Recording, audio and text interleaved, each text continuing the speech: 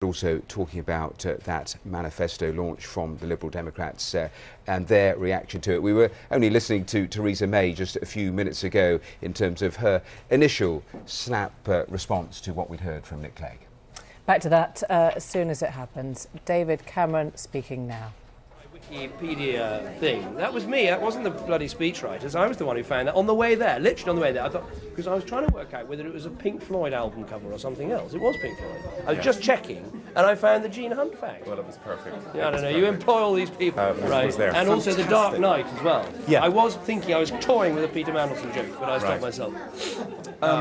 This is pool, so there are Right, yes, pool okay. questions. I'm going to start with Primark because people are interested in it. Lib Dems, Gordon Brown on banks, Yes. and we'll do a little bit. Okay.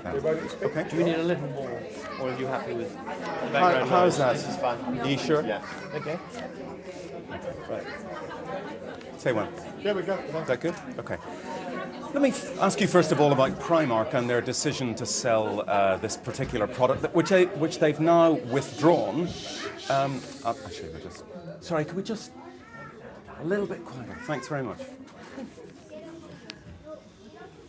Primark have now withdrawn this product. Would you condemn them, though, for retailing it in the first place? Well, I'm delighted they've taken the decision to withdraw this product because we do need a more responsible society, and that means government not just playing its role, but as I said at the launch of our manifesto, all of us recognising we're in this together, business included. And, you know, parents want to protect their children from the early commercialisation and sexualisation that can take place in our society, and business have got to think of their responsibilities. So I'm glad Primark have done this.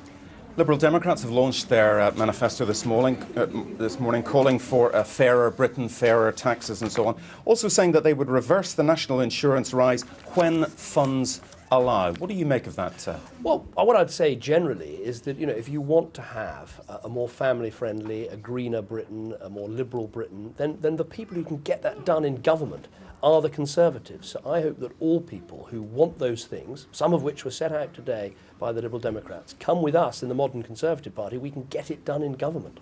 But what about their promise, reversing national insurance rise when funds allow? Well, I think people are beginning to see that the force of our argument that you shouldn't put up a jobs tax as you come out of recession and go into recovery is very, very strong. So I welcome the fact people are moving towards our position, as many in the business community have already done. And Gordon Brown conceding that on banking, he made mistakes. Well, this is a big moment, I think, because Gordon Brown told us two things. He said this all came from America, and he said that his judgment was right in every regard. He's now saying those two things aren't true, that there were big mistakes made here in Britain in the regulatory system that he designed, and I'm glad that he's finally admitted that some of this was made in Britain by him.